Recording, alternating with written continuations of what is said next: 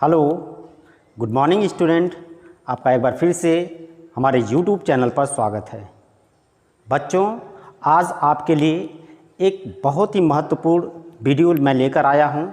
इस वीडियो के माध्यम से आप जान पाएंगे कि आपके घर पर शादी विवाह में या कोई फंक्शन होता है तो उसमें आप देखे होंगे कि कहीं ना कहीं हम लोग जनरेटर का प्रयोग करते हैं। इस जनरेटर को हम लोग एसी जनरेटर या अल्टरनेटर के नाम से भी जानते हैं। आज इसके बारे में हम लोग कंप्लीट स्टडी करेंगे कि इसके कौन कौन से पार्ट्स होते हैं, जनरेटर काम कैसे करता है, यानी जनरेटर में वोल्टेज पैदा कैसे होता है। तो सबसे पहले मैं आपको बता दूं कि जो जनरेटर होते हैं वो हमारे दो तरीके के होते हैं। एक हमारे पास एसी जनरेटर होता है और एक डीसी जनरेटर होता है। एसी जनरेटर को हम लोग अल्टरनेटर भी कहते हैं। एसी जनरेटर अलग अलग साइज़ में मार्केट में देखने को मिलते हैं। शादी विवाह में जो आपको जनरेटर लगे होते हैं वह एसी जनरेटर होते हैं, और यही एसी जनरेटर आप चले जाइए किसी बैंक में, वहाँ पर जो साइलेंट जनरेटर होते हैं वो भी एसी जनरेटर होते हैं, या किसी प्लांट में चले जाइए वहाँ पर जो जनरेटर लगे होते हैं वह भी एसी जनरेटर लगे होते हैं। तो इन जनरेटर का अलग अलग जगहों पर यूज़ है, परंतु जो डीसी जनरेटर होता है इसका यूज़ हम लोग पर्टिकुलर काम के लिए करते हैं, जैसे डीसी वेल्डिंग के लिए या इलेक्ट्रोप्लेटिंग के लिए। परंतु आम तौर पर जो हम लोग जनरेटर यूज़ करते हैं वो हमारे पास एसी जनरेटर होता है, जैसा कि आप अपने घर पर शादी विवाह में देखे होंगे। अब ये जनरेटर काम कैसे करता है इसके बारे में मैं थोड़ा आपको बताना चाहता हूँ, परंतु उसके पहले मैं आपको बता दूं कि डीसी जनरेटर और एसी जो जनरेटर होते हैं इसमें मुख्य रूप से जो डिफरेंस होता है वह कम्यूटेटर का होता है। कम्यूटेटर जो होता है एक रोटेशनल एम्पलीफायर या रेक्टिफायर होता है जो कि डीसी जनरेटर में लगाया जाता है, यानी एसी को डीसी में करने के लिए हम लोग डीसी जनरेटर में कम्यूटेटर का प्रयोग करते हैं, परंतु जो हमारे एसी जनरेटर होते हैं उसमें कम्यूटेटर का प्रयोग नहीं होता है। जो जनरेटर होता है उसकी रेटिंग समानता हम लोग केवीए में करते हैं, यानी किलो वोल्ट एम्पियर में। हमारे पास 5 केवीए का जनरेटर, 8 केवीए का जनरेटर, 10 केवीए का जनरेटर, 15 केवीए का जनरेटर, 25 केवीए का जनरेटर, या जैसे आपकी ज़रूरत है उस हिसाब से आप जनरेटर का चुनाव करते हैं। केवीए साइज जितना बड़ा होता जाएगा जनरेटर का साइज़ भी उतना इंक्रीज करता जाएगा। तो यहाँ पर आइए हम लोग एक कंप्लीट जनरेटर के बारे में, जो कि एसी जनरेटर, इसके बारे में हम लोग स्टडी करेंगे। मैं आपको बता दूं कि जो जनरेटर होता है उसके मुख्य रूप से दो पार्ट्स होते हैं। एक उसका रोटर होता है और एक उसका स्टेटर होता है। रोटर पर समानता हम लोग फील्ड वाइंडिंग करते हैं और फील्ड वाइंडिंग को डीसी सप्लाई से जोड़ते हैं, और डीसी सप्लाई से जोड़ना ही हम लोग एक्साइटेशन कहते हैं। अगर हमारे पास 3 फेज जनरेटर है तो उसके स्टेटर में 3 फेज की वाइंडिंग करते हैं। तो आइए हम लोग एक अल्टरनेटर के बारे में पढ़ते हैं। यहाँ पर देखिए, अल्टरनेटर आपको देखने में कुछ इस तरह से दिखता है। इसका ये जो भाग आपको दिख रहा है इसको हम लोग इसका शाफ्ट कहते हैं। इस शाफ्ट को जब तक हम लोग घुमाएंगे नहीं तब तक हमारा अल्टरनेटर बिजली नहीं पैदा करेगा, वोल्टेज या करंट नहीं बनाएगा। तो इसको घुमाने के लिए अलग अलग माध्यम बनाए जाते हैं।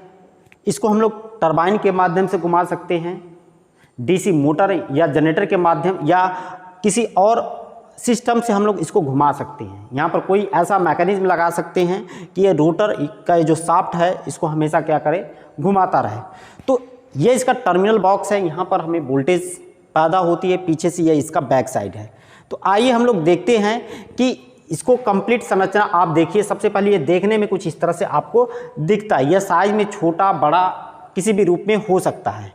अब इसका जो कार्य करने का सिद्धांत है उसके बारे में मैं बता दूं कि जो इलेक्ट्रोमैग्नेटिक इंडक्शन की जो प्रक्रिया होती है, जिसके बारे में फैराडे साहब ने बताया था कि जब कोई कंडक्टर, यहाँ पर देखिए, जब कोई कंडक्टर मैग्नेटिक फील्ड में घूमता है तो इसमें ईएमएफ पैदा होता है, यानी यहाँ पर कॉइल घूम रही है और इसमें देखेंगे तो आपकी रोटेटिंग मैग्नेटिक फील्ड, यानी जो फ्लक्स घूम रहा है और कंडक्टर से लिंक कर रहा है। तो ये जो प्रिंसिपल होता है ये हमारे एक अल्टरनेटर में लागू होता है। इस अल्टरनेटर में हमारा रोटेटिंग मैग्नेटिक फील्ड घूमने वाला होता है और कंडक्टर हमारा कैसा होता है, स्थिर होता है। तो यहाँ पर अगर देखेंगे तो यह इसका रोटर है और इसके बीच में हमारा, आप देखिए यहाँ पर स्टेटर है। तो ये रोटर में वाइंडिंग की गई है और ये घूम रहा है और इसमें करंट बहने से इसके द्वारा जो फ्लक्स है वो भी आपको घूमता हुआ दिखाई दे रहा है। यानी यहाँ पर जो है घूमने वाला फ्लक्स जो होता है हम लोग इस फील्ड वाइंडिंग से पैदा करते हैं। और ये जो फील्ड वाइंडिंग होती है, हमारा जो रोटर होता है, यहाँ पर आप देखिए ये जो रोटर होता है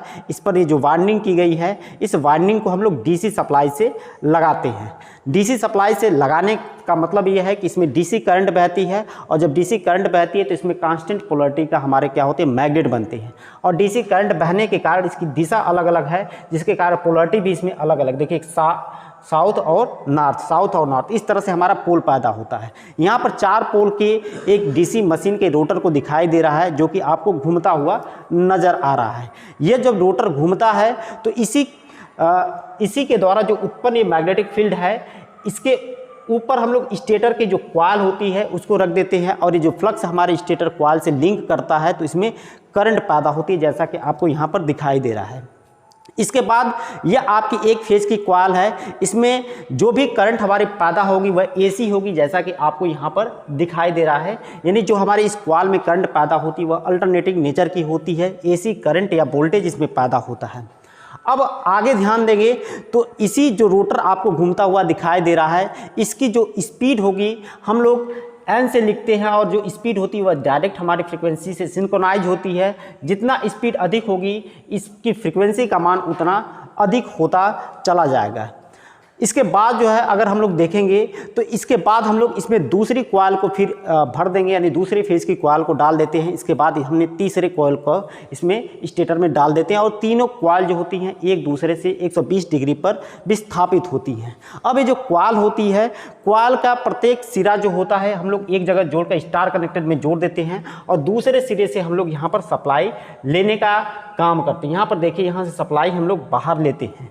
तो यह इस तरह से आपको पूरा एक कंप्लीट संरचना एक अल्टरनेटर में देखने को मिलती है। यह आपका रोटर है, रोटर घूम रहा है और उसमें करंट बहने से इसके द्वारा मैग्नेटिक फील्ड भी क्या हो रही है, घूम रही है। और यही जो घूमने वाला फील्ड होता है, यह जो होता है इसको बैलेंसिंग कंडीशन में बनाने के लिए हम जो है रोटर को समानता अधिक पोल के लिए डिजाइन करते हैं। यह जो रोटर होता है 12 से 120 पोल के लिए हम लोग डिजाइन करते हैं क्योंकि इसकी स्टेबिलिटी बनी रहे। तो यहाँ पर देखिए हमने अधिक पोल के लिए एक रोटर डिजाइन किया और उसके घूमने की दिशा आपको दिखाई दे रही है।